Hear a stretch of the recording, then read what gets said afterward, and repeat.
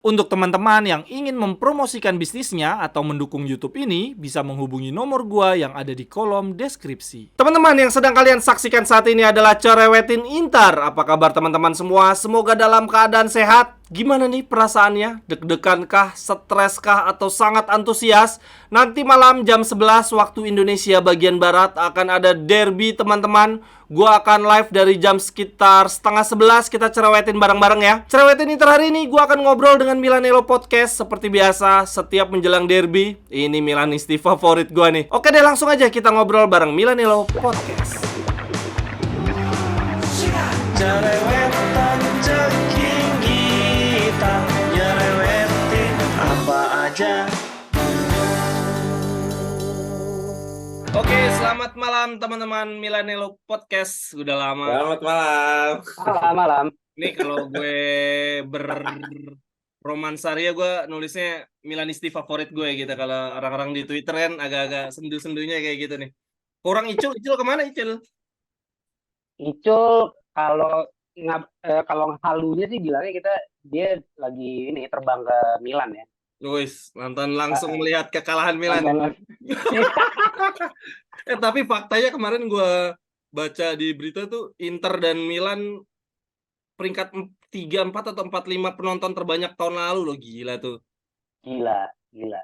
Tapi emang gimana ya kalau menurut gue emang Serie A terutama perlu buat tim Milan ini untuk bagus lah gitu. Iya betul. Dan di Eropa pun ya seru aja. Yang menarik tuh nggak ada Iya. siapa ya? Nggak ada Paris Saint-Germain loh di 10 besar penonton terbanyak Iya. kompetisi Eropa, Iya. gila. Iya. Padahal kan maksudnya dengan squad yang kayaknya star-studded ya.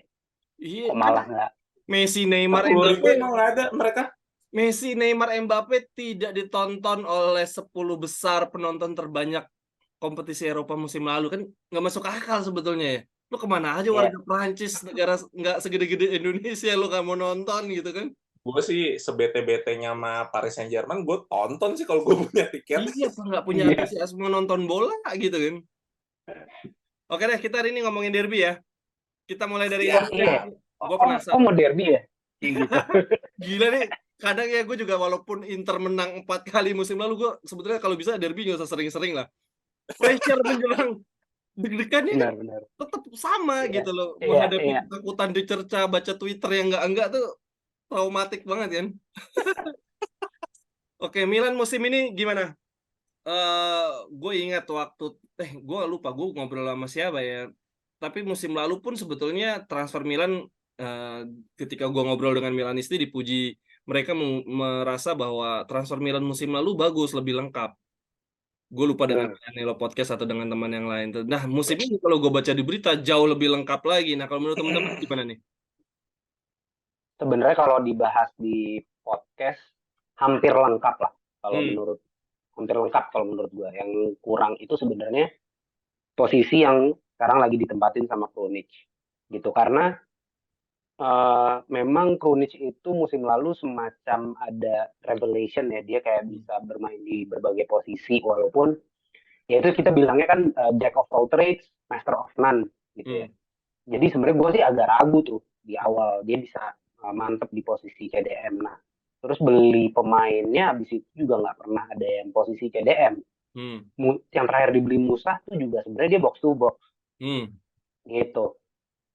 Jadi siapa ya? Akhirnya sih kalau di berita kan sebenarnya Adli. Tapi terakhir Pelegati juga bilangnya Adli sama Musa nggak bakal jadi penggantinya Krunic. Nah, ini yang gue penasaran. Kita udah mulai mau masuk ke Champions League. Setelah derby kan udah mulai tuh Champions League. Nah, ini gimana nih pembagiannya? Itu yang gue penasaran. Rotasinya akan seperti apa? Sama sebenarnya walaupun dibilang juga kayak di posisi back kiri itu jadinya akan pakai Bartes lagi. Tapi melihat Pioli kok gue agak ragu ya. Dia mau memaksimalkan. Apalagi nih pemain masih muda. Gue nggak mau ada kasus kayak Milos Kerkes gitu yang potensial tapi dia juga akhirnya kan atau dia merasa kayak udah mau jadi superstar, akhirnya dia memutuskan untuk pindah tuh kan.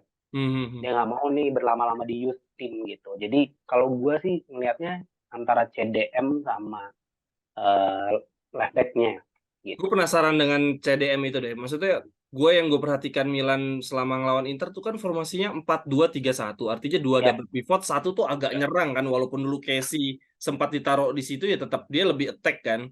Nah, kalau ini sekarang mainnya 3-4-3-3, berarti tiganya itu 4-3-3. sejajar. Enggak sih, Krunic memang di belakang. Dia jadi ibarat kalau main FM dia jadi kayak halfback lah. Oh gitu, justru dua yang di kiri kanannya lebih maju. Iya, lebih Reinders bombardis. sama Ruben Loftus-Cheek tuh ya box to box ya. Box to Kita box bisa ya, bilang. artinya kalau dulu kan duanya itu lebih dijangkar kan. Maksudnya sempat Kronik Tonali, Benacer Tonali kan jangkar ngalir distribusin bola nggak maju-maju banget. Kalau ini kebalik, berarti si siapa namanya di playmakernya itu si Kronik ya, Iya, yang box iya, to box kiri kanannya itu justru lebih banyak maju mundur ya. iya. Oh Dan iya iya. kemarin dan tadi tuh gue baca interviewnya Ruben Loftus-Cheek. Dia bilang gimana kalau sekarang tuh dia di kanan dia sering oper ke Giroud akan jadi ya semacam target man, nanti habis ngoper ke Giroud dia akan maju ke depan, penetrasi ke depan. Itu seperti yang kita lihat waktu lawan Roma sih, Oh yang terus iya, iya, akhirnya iya. jadi penalti. Yang akhirnya fall itu ya. Ya, Iya iya iya. Berarti attack banget dong, ya. Maksud dengan apa penyerangnya depannya jadi 3 lebih maju, gelandangnya juga. makanya akhirnya fullback-nya atau wingback-nya tuh sebenarnya jadi inverted. Jadi biar Ya, nanti tengahnya penuh ya. gitu.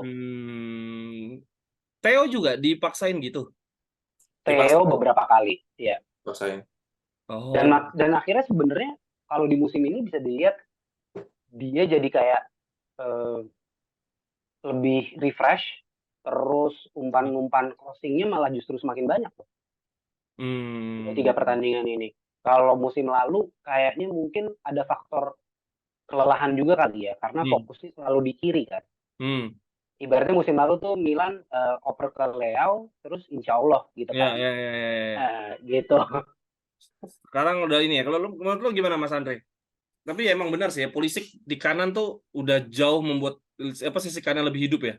Ya, setuju sih gue sama itu. Pulisic tuh ya kelihatan ya intelijen gaya bermainnya. Terus ya kita nggak bisa bilang akademi Dortmund ya, karena dia datang ke Dortmund pun udah statusnya bintang. Tapi main di Dortmund tuh jelas-jelas sekali membuat dia jauh lebih matang taktik ya, dan paham gitu untuk pergerakan off the ball sih, Mas Gita gitu. Sering sekali memang si Pulisic ini setiap kali diajak main 1-2 sentuhan sama Giroud atau umpan segitiga barengan sama Ruben Loftus-Cheek, dia pinter nyari ruang kosongnya. Dan itulah yang kemudian terjadi di dua pekan pertama kan, ya dia nyetak gol terus gitu. Itu salah satu yang kemudian elemen yang nggak dipunyai AC Milan lah dulu. Kalau dulu kan sayap kanan kita Mesias sama Salmaker kan, ya alhamdulillah kalau nyampe bolanya nyampe. Tapi Gitu. ini udah mending. Tapi bek kanannya siapa sih? Calabria ya? Calabria. Masih Calabria. Kemarin ada yang menarik tuh sebenarnya di Twitter, disebutkan Calabria dengan level permainannya sekarang kok jarang dipakai ya sama timnas Itali. Nah, lo kan berdua timnas Itali tuh. Kanan siapa Itali sekarang kanannya? Eh, Di Lorenzo lah, agak Di susah lah. Lorenzo, betul. Tapi maksudnya kenapa nggak dipanggil ya, itu sih. Inkonsisten nggak sih Calabria? Gue pernah melihat Calabria main bagus juga gitu ketika derby. Cuman di beberapa derby terakhir juga kelihatan melempem. Maksudnya nggak sebegitu konsisten kayak Theo, jauh lah maksudnya. Ya, sebenarnya Calabria tuh kelemahannya itu memang nggak konsisten. Jadi kayak kita bisa lihat waktu lawan Napoli di Champions League, ya itu kayak Kvaratskhelia udah ada di kantongnya dia kan gitu. Kayak nggak terlalu banyak bertaji sebenarnya di pertandingan itu.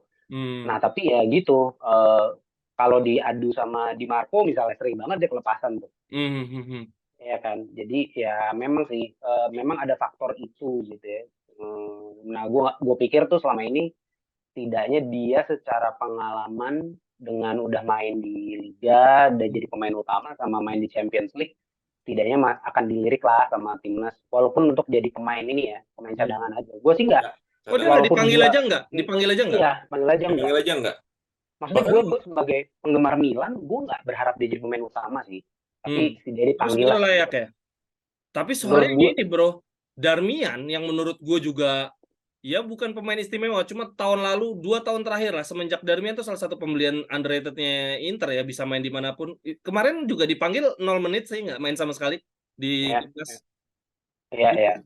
Kalau itu mungkin karena memang udah krusial banget kali ya, karena lawan Macedonia seri, Iya. lawan Ukraina kayaknya harus Iya, habis-habisan tuh kan. berarti maksudnya tuh berarti emang secara hierarki misalkan Calabria nggak dipanggil, Darmian pun yang bagus pun nggak dapat 0 menit, berarti tuh hierarkinya juga udah tinggi banget kali bek kanannya Italia saat ini. Iya, iya, iya, Nah, iya. gue baca berita juga nih, Inter gue nggak tahu, belum ngitung 11 pemain ini baru 11 pemain debut derby nih, belum pernah sama sekali. Milan gimana nih, yang belinya juga banyak banget, banyak nggak sih yang debutan derby? Debutan derby itu kalau kita Banyak. lihat dari pemain utama ya, Gelandang itu 2 jelas tuh debutan, gelandang 2 sama Pulisic. 3 doang ya. Iya, nah tapi nanti kayak misalnya Chukwueze masuk, Okafor masuk, nah itu Hmm. ya jadi sebenarnya semua pembeliannya sih, semua pembelian, Mhm. bahkan si Jovic juga Oh iya, ada gitu. Jovic ya. Mm-mm. Terus belakang deh gue penasaran duetnya Tiaw siapa sih? Kalau lu bener cedera nggak sih? Kalau si Giroud cedera sih dari awal gue ini nggak mungkin cedera ini di timnas Prancis, emang dia pengen madol aja jadi anak nih.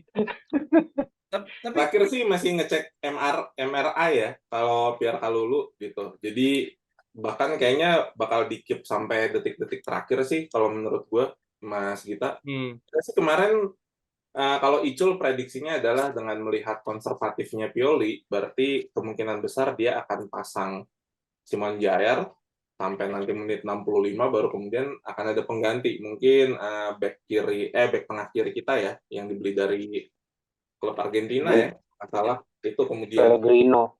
berani banget ya derby masang kayak gitu. gitu ya. Ya, gimana lagi? Menurut gue ini sekarang sebenarnya faktor paling penting ini kalau buat Inter adalah ya nyerang tengah, back Karena tengahnya gitu. karena Kiernya juga udah menurun. Ya, Menurun nggak sih menurut Kier? gue Menurun iya jauh banget, jauh banget. jauh banget. Secara fisik Hmm. udah nggak kuat sih, gitu. Tapi kalau lu, Maksudnya untuk lawan tim-tim yang sporadis, yang cepat gitu, wah, gue sih tapi udah Inter nggak ada penyerang yang sporadis kayak Jovic kurang. gitu. Nggak, Lautaro Martinez sama Thuram lumayan lah. Ya Lautaro lumayan lah. Thuram tapi enggak, dia kayak flamboyan striker gitu dengan badan bongsor gitu loh. Dia bukan yang serudak-seruduk gitu. Dia terlalu Kalau terlalu lembut untuk ukuran badan segede Thuram, segede Lukaku gitu. ya, ya. Tapi kalau lu Tapi kalau feeling kalau lu feelingnya cedera beneran apa nggak sih? Misalnya kadang ya dengan kita nonton bola udah dari lama dengan ala-ala Serie A yang menghalalkan segala cara, itu kan elemen of surprise tuh sering banget kan. ya, Chiellini tahu-tahu nggak main timnas 2 pertandingan, taunya main 90 menit plus extra time gitu-gitu. Wah, ya. kalau lu gimana kalau lu? Kalau gue lihatnya ya, kalau melihat historicalnya Milan Hmm? dengan cederanya, selama kita nggak usah terlalu jauh deh dipegang Pioli aja. Hmm. Menurut gue kalau dibilang cedera tuh cedera, Oh, gitu. Maksudnya kayaknya selama ini nggak Ya. pernah ada yang memang dibilang cedera bener gitu ya. Kalau kayak hmm. Giroud tuh kan kejutan di awal nih ya, kayak Hmm. oh Giroud cedera diganti, gitu. Diganti Hmm. sama Thuram pula kan, Hmm. Hmm. terus golin deh.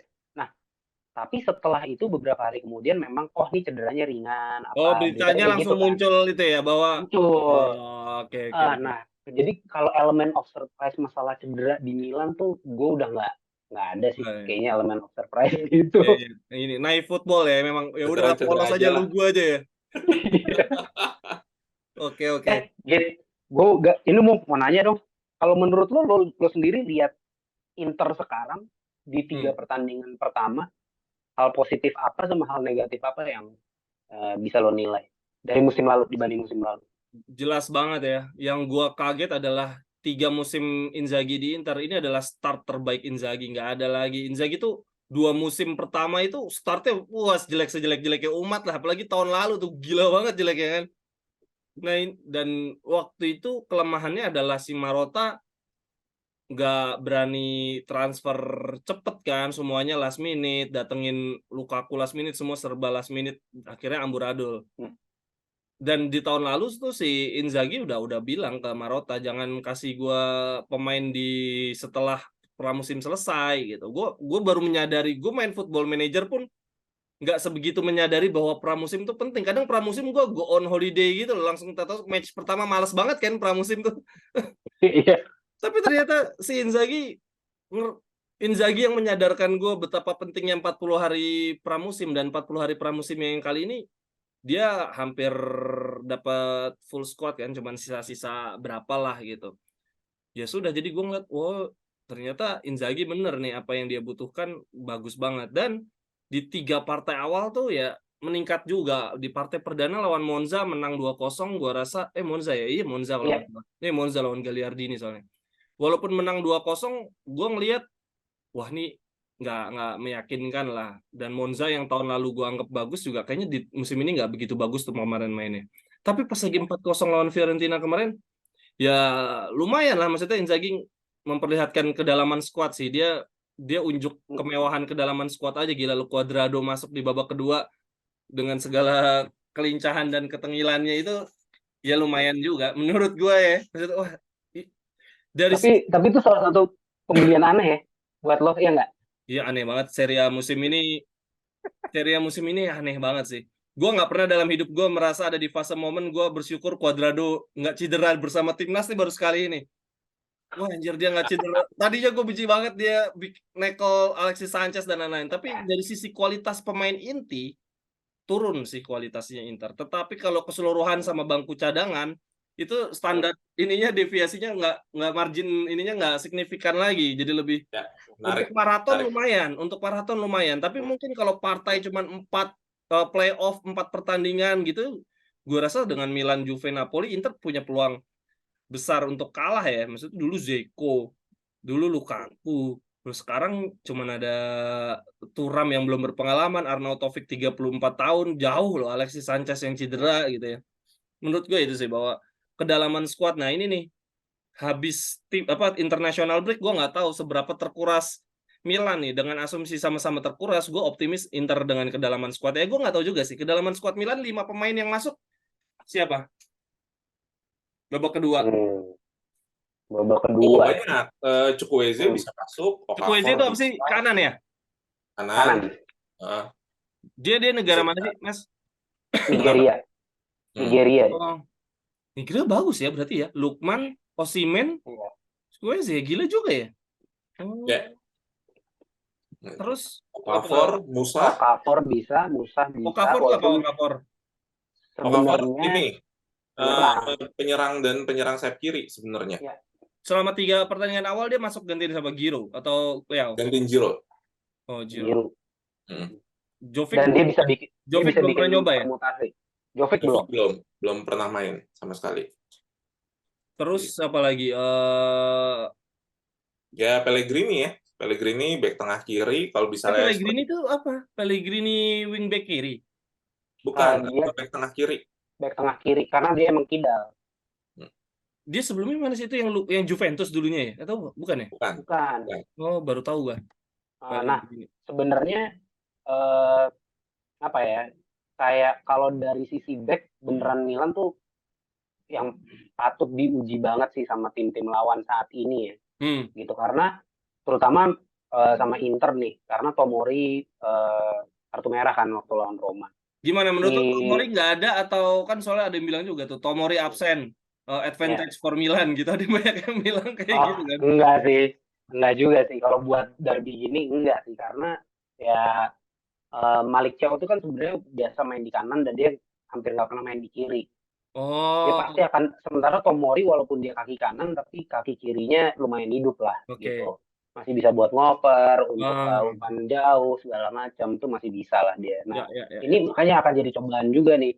Kayak Malik Thiaw udah pasti akan ke kiri karena Simon Kjaer akan main di kanan. Gitu. Nah, tapi ya ini menariknya adalah sekarang Milan tuh di depan lumayan berlimpah jadinya sekarang. Itu yang tadi gue bilang kenapa sekarang menurut gue harusnya ini momen Milan bisa benar-benar menguji Darmian. Tapi ya itu, kayak menurut gue kalau secara diadu nih attackingnya Milan sama defendingnya Inter, ini bisa diadu banget. Cuman begitu udah kalau bola dipegang kalian terus harus beradu sama back Milan, nah itu yang gue agak kayak, aduh, gitu Gara-gara kecil gue. gara-gara ini ya, gara-gara si Tomori ini ya. Kalau Kalulu gimana? Soalnya gue ingat waktu derby Inter kalah itu, kalau Kalulu Tomori lagi on fire banget tuh, yang lagi dipuji-puji banget tuh. Terus kenapa mereka berdua bisa kalah sama Thiago sih tiba-tiba? Karena memang Kalulu menurun. Hmm. Musim lalu tuh sebenarnya Kalulu menurunnya jauh banget. Tomori juga sering banget melakukan kesalahan sih menurut gue. Dia baru mulai pelan-pelan kembali nih si Tomori. Tapi itu yang gue juga bingung. Kenapa giliran Tomori belum terlalu stabil, Southgate manggil. Waktu musim Scudetto-nya Milan, dia mainin bagus banget. Dia nggak dipanggil. Gue bingung. Oh, ya. Ini dipanggil lagi nih. Tapi nggak main sih si Tomori. Nggak main. Ya, nggak main. Malah masukin Maguire yang terus jadi gol bunuh diri. Oke. Kalau si ini gelandang baru Milan gimana? Tanpa Tonali Benacer ini almost new semua ya ini ya. Gelandang yang main gimana nih? Oh, menarik lah. Kalau sekarang mah gue liatnya Ruben Loftus-Cheek sama Tijani Reinders terutama ya. Dia kayak underrated signing banget. Bener-bener ngisi paru-paru Milan banget ya untuk itu, dan secara technical dan work rate Mas terutama. Karena dia sering tracking ke belakang. Itu sebenarnya yang kemudian kalau ingat ya, Luka Brozovic waktu itu golin yang dia running dari belakang itu kan, itu karena Casey sama Tonali kan tidak memiliki tactical knowledge seperti itu ya. Oh gitu. Nah, Tijani Reinders ini setiap kali ada sekelas Tonali yang selama ini kita nganggep ya bahwa dia ini pemain intelijen gitu, maksudnya? Belum. Waktu yang Brozovic golin tuh. Oh, saat itu belum. Gue, iya, saat itu dia ya masih pemain muda yang potensial aja sih. Oh, Reinders ini ada dia hadir dengan kualitas udah di atas Tonali ketika pertama kali datang. Ya, menurut kalau gue iya ya. saat ini. Karena dia bisa langsung nyetel sih. Dan mungkin gue nggak tahu ya, ini kalau Milan tuh kan sempat dibilang karena pemiliknya pengen pembeliannya berdasarkan Moneyball. Nah ini kayaknya Reinders tuh itu karena dia beneran berdasarkan apa, sorry? Gue coba Moneyball. Oh, Moneyball, oke. Moneyball tuh kayak teknik yang dipakai buat baseball sebenarnya. Melihat potensi-potensi pemain kayak gitu. Nah ini tuh dia, bahkan gue tanya sama akun Belanda gitu ya, dia berbahasa Inggris, nggak terlalu banyak dibahas sebenarnya ke ininya, positifnya gitu. Kenapa? Karena banyak karakter gitu apa di Belanda? Iya, kayaknya terlalu banyak gelandang dengan karakter kayak gitu. Tapi dia akhirnya kemarin karena di Milan bagus, masuk tuh ke timnas. Ya walaupun masih bermain sebagai ini ya, cadangan ya, dimasukinnya di menit-menit 60-an lah. Dan klubnya kan juga nggak terlalu terkenal ya, maksudnya nggak seterkenal Ajax lah gitu loh. Seterkenal Ajax, PSV gitu. Jadi ya flying under the radar lah kalau kita bilangnya. Kayak gimana sih maksudnya kalau mau coba komparasi sama pemain Milan terdahulu? Soalnya gue bayangin kalau Milan tuh sekalinya fisikal banget tuh, Casey, Benacer gitu. Kalau yang teknikal ya dia teknikal banget, flamboyan kayak Tonali. Ini kayak Seedorf yang komplit gitu, komplit. Hampir, benar, hampir. Karena Seedorf tuh salah satu pemain paling komplit kayaknya yang gue pernah nonton ya. Dan Reinders ini agak mirip gitu. Walaupun kayak kalau gue lihat secara defensif dia bahkan lebih bagus daripada Seedorf.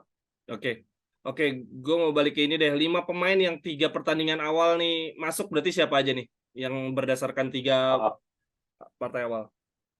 Oke, kalau dari gue Okafor, Chukwueze, Jovic mungkin banget masuk. Kalau memang butuh pemain-pemain yang punya power, nyari yang sundulan, karena Inter lemah tuh ngadepin yang penyerang tipe-tipe Jovic tuh. Kalau kayak Giroud kan masih ada Acerbi, Haaland tuh kan udah ada kok ininya ya, udah kayak pawang itu si Acerbi. Tapi yang Jovic justru nggak bisa tuh, yang kecil-kecil lincah-lincah kayak gitu tuh, lemah tuh Inter tuh. Ya. Terus siapa lagi? Terus bisa masuk ya Musa untuk nambah tenaga di tengah ya gitu. Kalau Musa untuk bagus ya Musa ya? Musa belum ya, salah satu pemain yang potensial. fisikal Benar. banget ya. Soalnya dulu Inter sempat Fisikal. deket banyak berita dan gue lihat gitu. Misalnya dia emang tipikal fisikal banget, lari sana sini Iya. ngebut bola, emang gitu ya dia.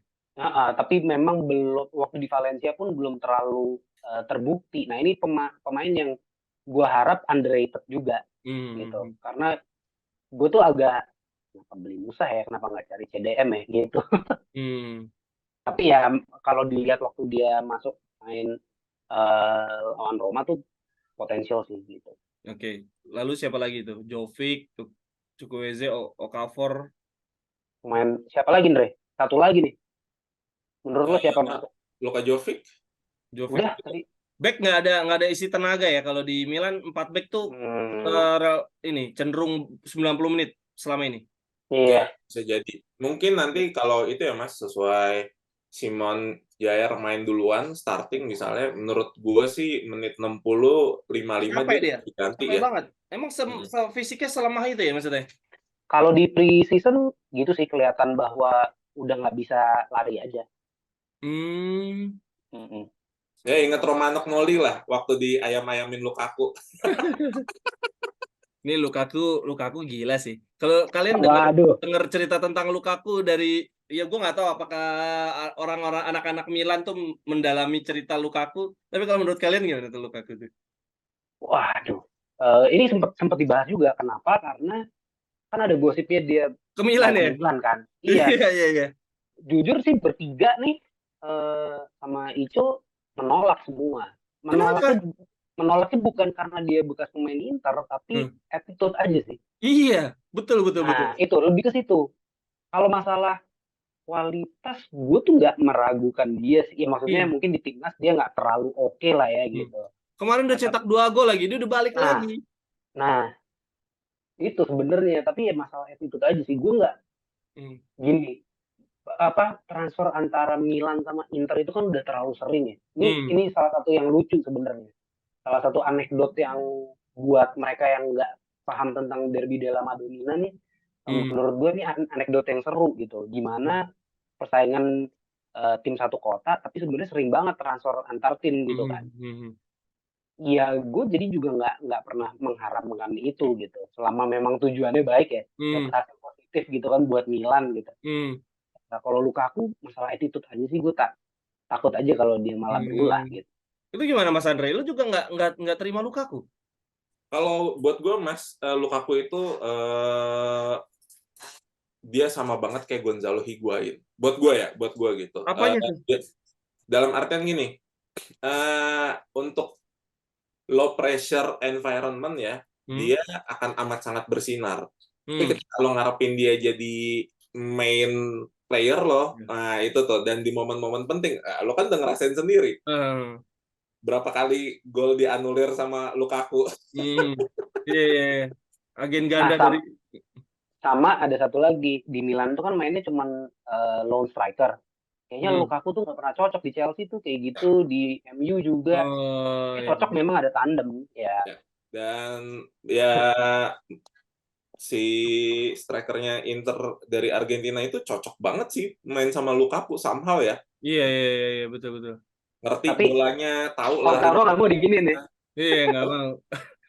Tapi emang kacau. Tapi emang kacau banget. Gue tuh nggak ngerti. Tapi gue pernah bikin Zoom juga kan sama yang di Twitter tuh namanya Ainur Rohman tuh, Mas Ainur Rohman, dia jurnalis. Oh iya, Mas Ainur. Gue pernah Zoom sama dia dan itu waktu zaman Lukaku ke Chelsea dari Inter. Itu tuh udah gila banget juga sebetulnya karena Lukaku udah ngerasa dia Scudetto, bilang udah nggak bakal pindah lah segala macam, tiba-tiba pindah dan ternyata setelah dikorek-korek emang dia yang minta pindah kan. Dan si Mas Ainur Rahman itu bilang bahwa ya memang Lukaku menurut buku yang dia baca emang dari kecil haus akan perhatian karena suka di waktu masih kecil dianggap gigantisme, pencurian umur, semua segala macam itu sehingga dia sampai sekarang. Tapi gue nggak duga banget sih, itu gila banget dia tuh ngirimin foto-foto lagi olahraga kan, maksudnya nih gue tetap jaga tubuh ke Marotta tapi di satu sisi kontak-kontak kena baju kan, kayaknya orang maunya apa gitu, gila loh. Kalau kontak-kontakannya sama Salernitana nggak apa-apa lah ya. Masalahnya gue yang nggak gue heran lah itu Cuadrado juga nggak diterima oleh pendukung Inter kan. Tapi kan Mm-mm. karena attitude Cuadrado terhadap penonton Inter. Nah ini si Lukaku juga nggak diterima oleh fans Juve kan ketika pramusim penonton Juve Ya, turun. ya, Padahal setuju. itu bukan karena attitude Lukaku ke Juve, tapi attitude si Lukaku ke Inter kan nggak masuk akal ketika fans Juve dan ada fans Milan berempati dengan Inter kan nggak masuk akal itu. Itu. Tapi untung lah ada Roma yang emang udah itu pebisnis Ya. banget sampai dijemput sama pemiliknya pakai pesawat pribadi. Iya. Kirim tuh udah gila banget sih. Dan AS Roma gitu kan kalau menyambut player baru tuh heboh banget ya gitu. Dan orang sana tuh kayaknya seneng segala macam romantisme seperti itu gitu dianggap jadi our savior dan lain sebagainya. Ya monggo aja gitu. Gue sih terserah gitu. Gue sih percaya Lukaku masih bisa balik ya ke perform terbaiknya. Tapi yang menjadi menarik sebenarnya catatan Mourinho juga nggak bagus-bagus banget di AS Roma kecuali memang gelar dia yang kemarin. Itu loh Mas. Kalau dilihat kan catatan menang kalahnya dia di posisi pelatih nomor 4 ya, terburuk gitu.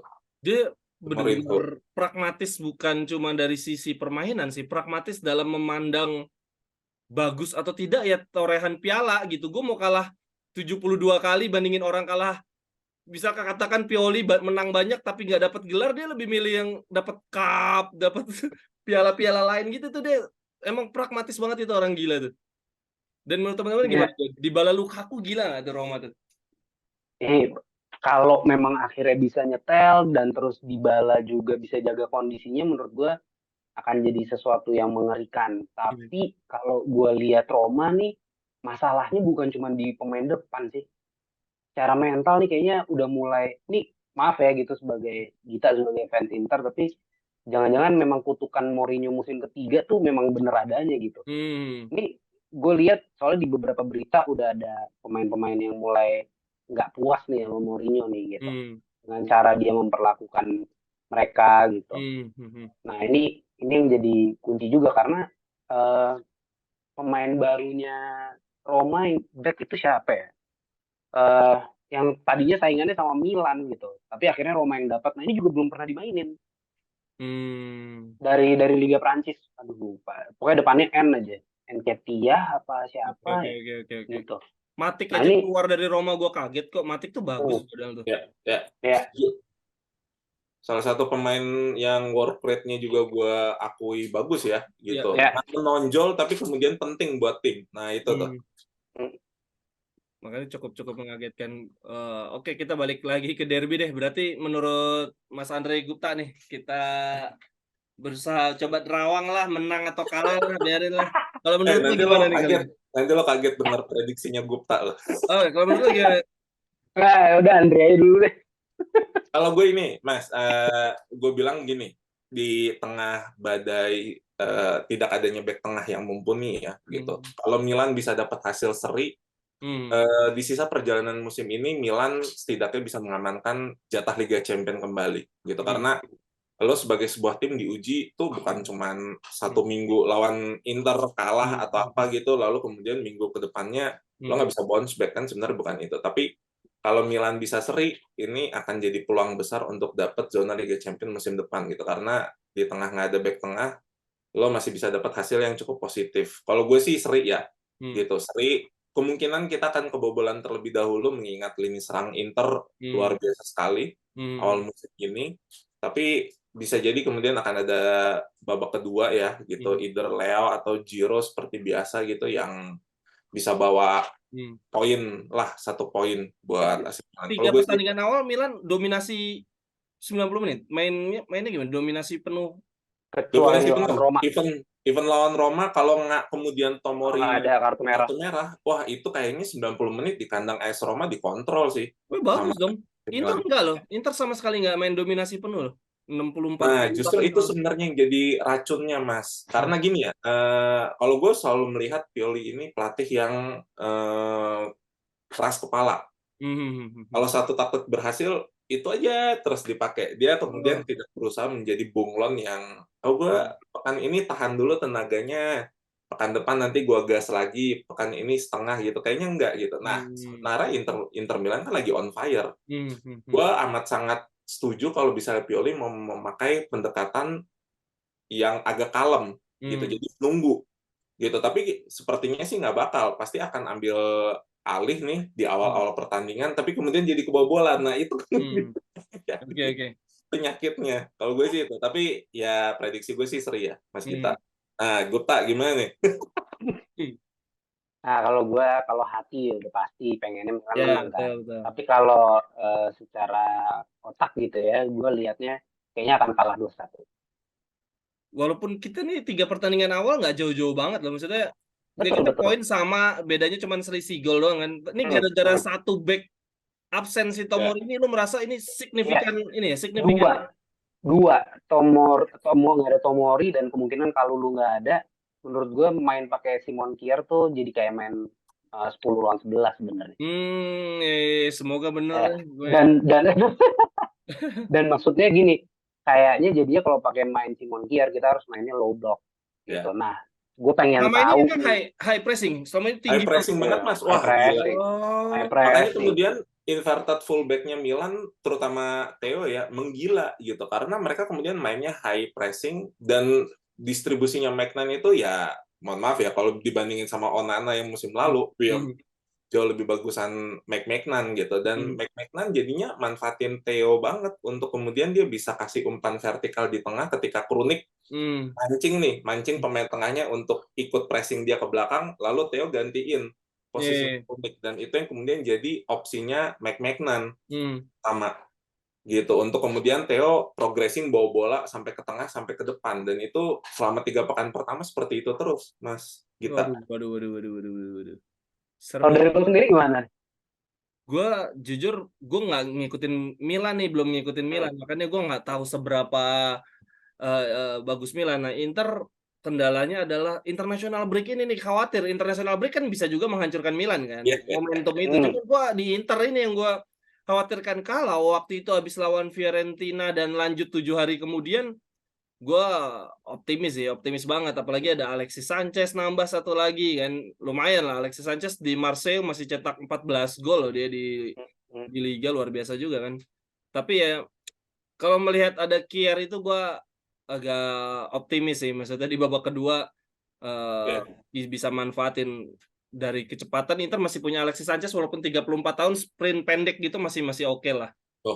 Bogel-bogel gitu ya. Iya, bogel-bogel gitu. Terus si Inzaghi itu dia kecenderungannya adalah di babak kedua ganti 2 wingback, 2 striker, satunya lagi nunggu gitu. Wow, progresif banget taktiknya Inzaghi. Selalu gitu. Makanya di tahun lalu tuh udah Lukaku Korea sama si Zeko Lautaro. Makanya gue nggak setuju kalau Inter tuh nyebut rotasi pemain, ada hierarki penyerang. Enggak, mereka kayak basket dia.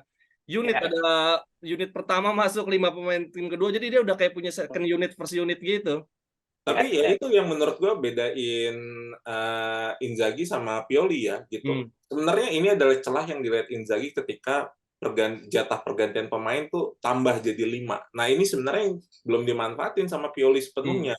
Kadang dia masih nunggu, Mas. Nunggu kemudian menit 65, menit ke 70. Itu kan sebenarnya pendekatan yang lama banget. Lo punya jatah 5 gitu. Setidaknya kalau 5-5 dimasukin, mereka butuh untuk panas. Gitu. Jadi ganti menit ke 45, ganti menit ke 50 itu sebenarnya wajar gitu. Nah, ini sebenarnya belum biasa dilakukan sama Pioli, terutama di 3 pekan pertama ini. Ya. Gue punya pertanyaan yang buat lo nih. Gimana? Kalau lo mau bikin squad lo lebih lengkap, tapi lo cuma boleh nambah dari pemain Milan, lo akan nambah siapa? Ini buat lengkap ya? Ya, Maignan. Oh gitu. Loh, iya. Sommer ini kenapa? Iya, seperti tadi Mas Andre bilang, Maignan itu nggak cuman refleks, dia bagus di juga, dia modern kiper banget. Onana itu gua akui dia jago banget untuk ukuran kiper yang baru datang. Gua nggak tahu dia seberapa bagus, tapi Handanovic tuh dulu bagus banget lah. Untuk urusan kaki, Handa tuh bagusnya itu Handa bukan umpan lambung ke depan kayak Maignan ya, tetapi bagaimana dia bisa distribusin bola ke kiri ke kanan, otaknya udah jalan banget lah.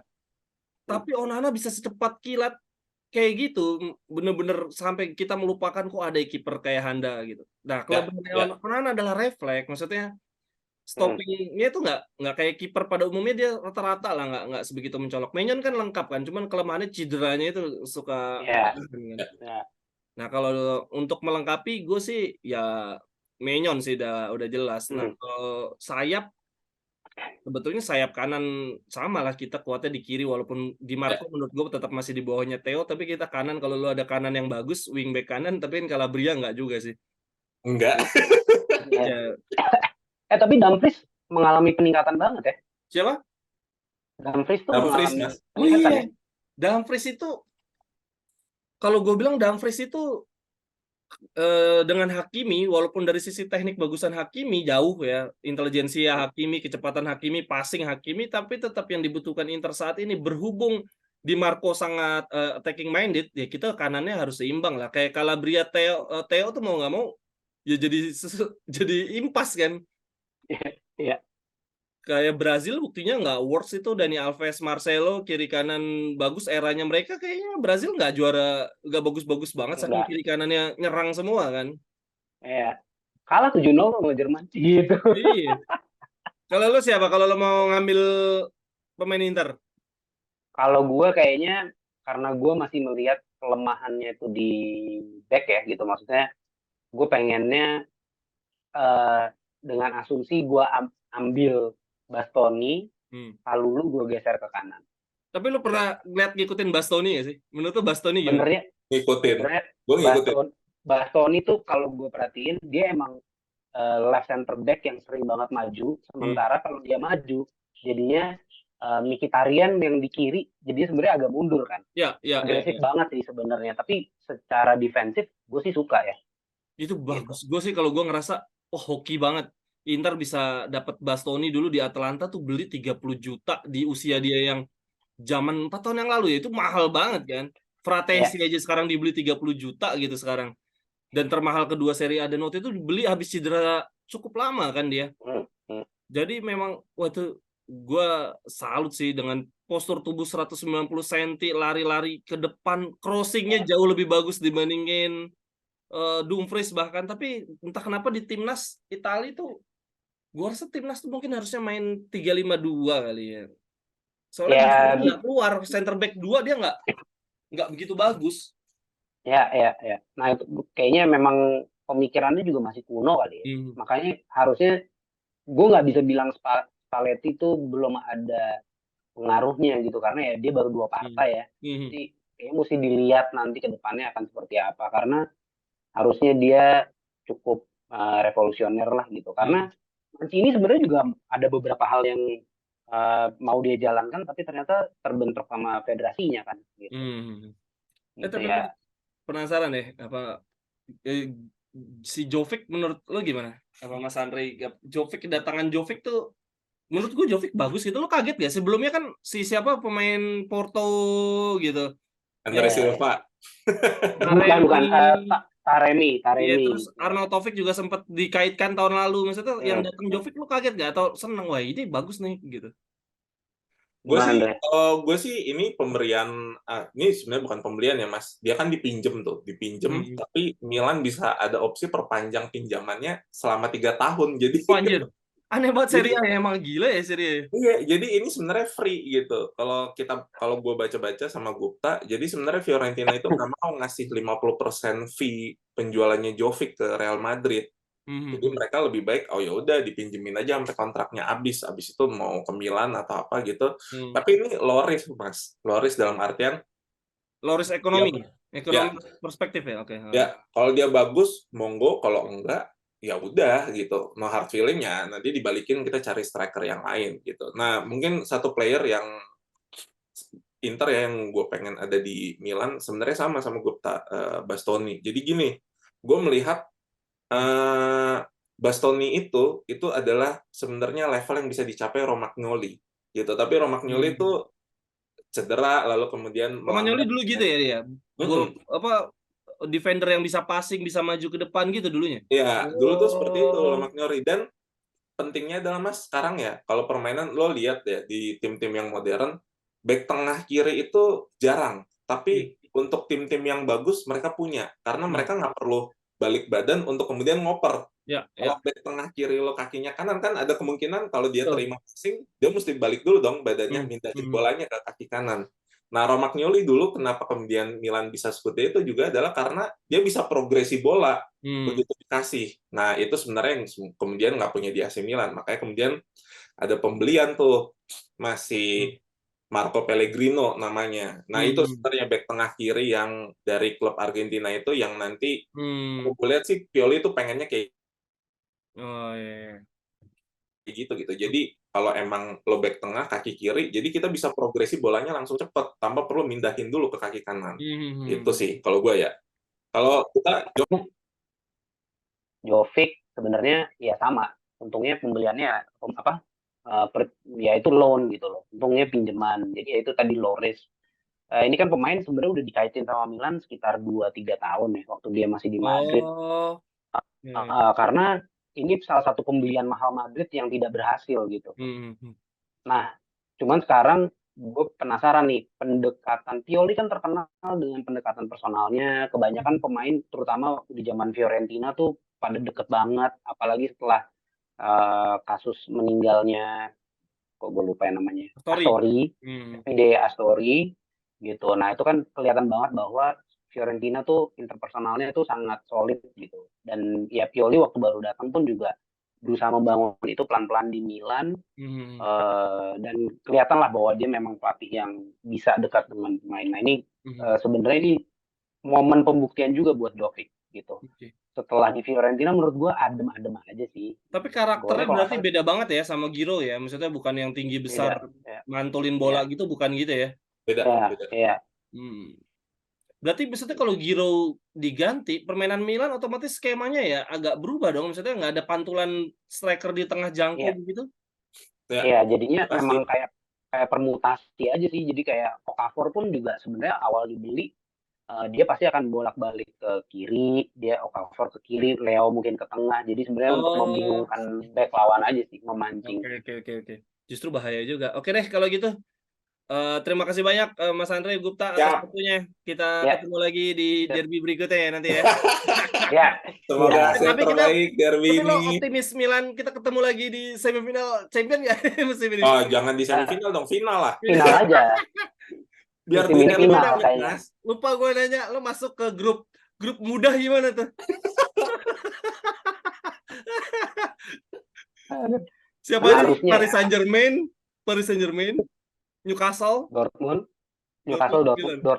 Tapi gampang ya apa gimana menurut lo? Tapi kalau dilihat nih, tricky sebenarnya. Tapi kalau dilihat sekarang nih, cuman sekarang, Newcastle tuh agak goyah. Turun ya dia, menang awal doang Tonali itu langsung drop. Iya, drop. Terus Dortmund juga masih agak goyah. Jadi ya kita PSG kayaknya semakin komplit ya. Setelah Mbappe balik tuh kayaknya terasa teamworknya lebih bagus. Iya. Gue nggak tahu nih. Jadi mungkin bukan bermaksud jumawa atau gimana, minimal lolos sih. Iya, gue juga rasa gitu sih. Dengan nggak adanya Messi, Neymar, nggak terlalu banyak ego yang dikasih makan juga di betul. PSG. Ya, terlalu banyak soalnya. Menurut gue ya, tapi tetap sih kayaknya PSG kayaknya akan sangat lama untuk bisa mencapai final bahkan kalau buat gue. Tapi pemandangan lo melawan Tonali Donnarumma gimana? Gue nggak tahu ya. Kalau membekas banget nggak sih Tonali? Kalau Tonali sih membekas ya kalau gue pribadi ya. Gue sih, tapi gue cheer for Tonali ya, Mas Gita gitu. Maksudnya dia masuk baik-baik, keluar baik-baik ya gitu. Dan dia kan ya dengan uang penjualannya dia kan Milan bisa berbenah seperti sekarang gitu. Kalau gue ya, gue akan cheering untuk Tonali lah gitu. Bagaimanapun juga dia berjasa untuk Scudetto 2 musim lalu dan pencapaian Milan gitu. Tapi kalau untuk Donnarumma, wah itu mah beda. Gue sih rooting for hell lah buat dia. Tapi turun nggak sih Donnarumma? Kayak turun juga kan? Turun banget. Udah gitu di Prancis itu kan sering kecurian Mas dia rumahnya. Jadi as a mental tuh gue nggak tahu ya, dia sepertinya merasa amat sangat tidak nyaman gitu dengan status gaji yang cukup besar, kemudian jadi sasaran. Ditambah lagi dia kan sebenarnya nggak terlalu fasih untuk bermain sepak bola modern seperti Luis Enrique kan, gitu loh. Itu tuh tiba-tiba kita ada di fase kehidupan kiper kok sampai ada kebutuhan buat passing gitu loh. Sekarang Iya, ngerasa oh iya ternyata emang butuh gitu. Kenapa De tapi Gea sampai nggak laku sampai sekarang kan karena dia juga nggak, Mm, ya dulu Iya. kan lihat De Gea gila di Atletico gitu kan maksudnya Mm, ya mm, even di Manchester United juga kan shot stoppingnya kan ya nomor bagus satu kan? lah menurut Iya gue bagus bagus bagus. gitu. Usia masih Refleks 32 juga lagi. oke. Mm-mm. Sampai dulu kan dijulukin Santo De Gea gara-gara Iya. MU dapat poin. Iya tapi benar-benar ternyata kiper tuh kayak gitu. Makanya gue bilang Maignan tuh bagus banget. Tapi emang cederanya suka Maignan sering termasuk sangat sering cedera untuk ukuran kiper ya. Ya karena memang dia ngasih badan dalam artian kalau ada bola lambung ke kotak penalti ya dia nggak ragu gitu untuk coba tinju atau Oh. coba ambil gitu. Bukan Oh. seseorang yang seneng diem di tempatnya dan untuk itu gitu. Dan kalau latihan juga terlihat sekali Mas, dia latihan tuh gue nggak tahu ya, kayak pertandingan gitu, serius banget mukanya. Dan Hmm. setiap kali latihan tuh kalau ada videonya di-upload gitu, Hmm. terlihat kayak, oh ini orang mah gimana Sportiello mau geser, gimana mau Hmm. kemudian kiper-kiper Milan yang datang Tata Rusano mau menggeser karena ya dia sebegitu Hmm. pengennya gitu untuk jadi pilihan utama dan Tingginya berapa sih?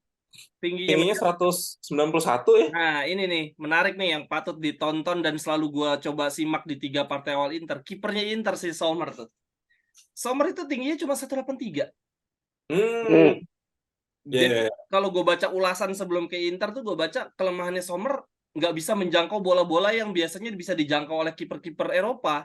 Jadi dia Ah, kelemahannya di situ. Untuk distribusin bola ya dia bagus. Cuma di Inter belum belum Inzaghi di 3 partai awal cuma di partai lawan Fiorentina tuh bola ada di kiper. Sebelumnya zamannya mm, Handanovic, Onana tuh bola sering banget balik ke kiper. Bahkan Onana kalau nggak tahu pas derby ngerasain apa enggak ya itu ya si Onana sering ya, banget pegang bola. Di 2 partai pertama Sommer nggak pernah bola sampai ke ya, Sommer, makanya sampai Inter bela-belain beli Pavard itu kan salah satunya karena Pavard itu kan Bastoni di sisi kanan kan, jadi kanan. meminimalisir bola supaya nggak sampai ke kiper. Tapi ya pengaruh oke lah. bahasa gak sih Mas? Dia belum ngerti bahasa Itali, Siapa? Jan Sommer. Hmm, nggak tahu gue deh. Kayaknya orang Eropa cenderung nggak tahu juga sih gue. Swiss gue nggak tahu bahasanya.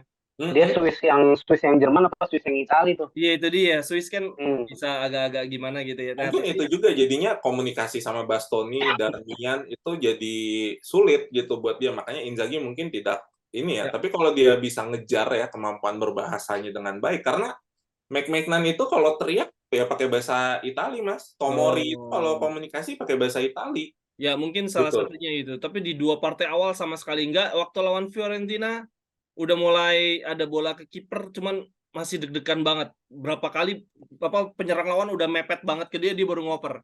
Tapi ya itu tinggi badannya Hmm. pendek banget dan kiper yang tinggi badannya sedia bagus itu ya Casillas. Artinya ya masih ada peluang ya Casillas ternyata dulu bagus.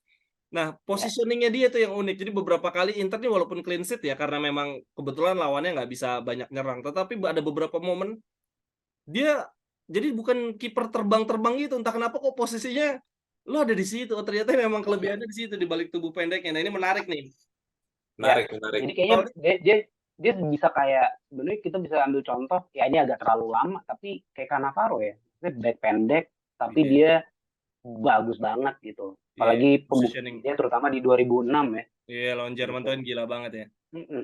Tapi ini kan maksudnya Milan punya pemain-pemain yang kayak Theo Hernandez shoot dari jauh kan sering juga kan maksudnya. Betul, Nah, ini betul. dia yang gue agak khawatirkan. Gue sempat kebayang itu sih. Kalau Milan bisa shoot dari jauh, gue rasa nih si Sommer nih PR banget. Dia jauh lah 183 tuh. Ketika kita Jauh, jauh main banget. bola atas tuh cuman gini doang, dia sampai udah effort banget ya, udah capek banget ya. Itu dia. Tapi Oke. mungkin pilihannya juga waktu itu nggak terlalu banyak kali Mas, gitu. Kan maksudnya dengan restricted gaji, diet ketatnya Inter itu kan bikin pilihan transfer jadinya Oh, parah. sedikit. Parah. Itu Serie A kita kayak Milan gitu nggak sih maksudnya? Kalau gaji masih, Mas, jujur aja. Masih Kalau gaji ada batas atasnya 7 juta ya. ya Oh. 7 juta. Itu udah Ya paling udah. tinggi. Sisanya sih nggak boleh lebih dari situ.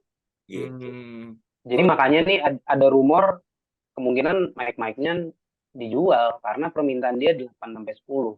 Oh, Ya tapi ini kan masih rumor ya. Ini iya, masih iya. rumor ya gitu. Jadi ya nggak tahu lah gitu ya. Kalau gue sih menanggapi rumor-rumor perpanjangan kontrak apa ini masih terlalu dini lah. Nanti aja paniknya mungkin pas tengah musim gitu, yang udah mulai agak deket tuh, ya kan? Kalau Inter gue lihat kayaknya nggak ada restricted gaji atas deh berapa, tetapi cara menghitungnya adalah gaji tahunan dia dikali kontrak berapa tahun. Jadi ya kalau misalkan ada gaji 8 juta, 10 juta kayak Lukaku, Dzeko itu dengan 3 tahun ya paling Inter ngurangin pemain lain yang kontraknya masih panjang. Makanya kenapa Brozovic itu dilepas dengan harga cuma 15 juta. Kok orang kan kenapa sekelas Brozovic 15 juta? Karena gajinya dia kalau dikaliin jumlah kontrak paling tinggi di Inter 12.500.000. Dia tuh paling tinggi, di bawahnya dia baru ada Lautaro, Barella. Makanya nggak heran, udahlah gue jual berapapun paling nggak beban 12.500.000 ini udah lepas, hilang. udah hilang. Jadi cara ngitungnya Marotta, dia emang Marotta sama Zhang nih kayaknya dia emang dilahirkan untuk bersama tuh, gue nggak ngerti lagi mereka berdua tuh bisa hoki banget. Oke deh. Tapi ada rumor yang Zhang mau diperiksa itu di negaranya itu bener atau enggak?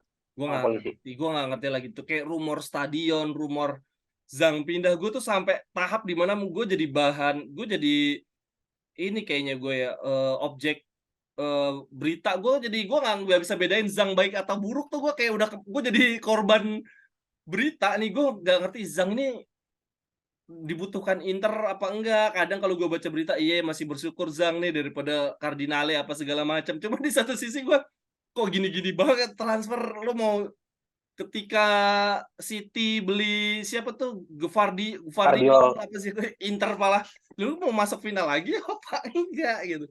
Cuma memang berita kayaknya pintar deh tuh PR-nya si Zhang tuh, dia bagus banget itu. Isu stadion, isu apapun selalu ada. Ya paling namanya turun ya. Yo, oke deh kalau gitu deh. Thank you banget ya. Gue udah pamit 2 kali nih jadinya. Sehat-sehat terus. Bye. Sehat selalu Mas Gita. Sampai jumpa di podcast berikutnya. Thank you. Waduh, gila ini lama banget emang deh kalau udah ngobrolin bola, nggak berasa banget. Terima kasih banyak Mas Gupta, Mas Andre. Semoga Milan kalah ya. Untuk teman-teman gimana nih? Silahkan tulis komentarnya dari obrolan kami tadi. Sampai ketemu di cerewetan-cerewetan berikutnya. Bye-bye, thank you. Cerewetan ceking kita nyerewetin apa aja.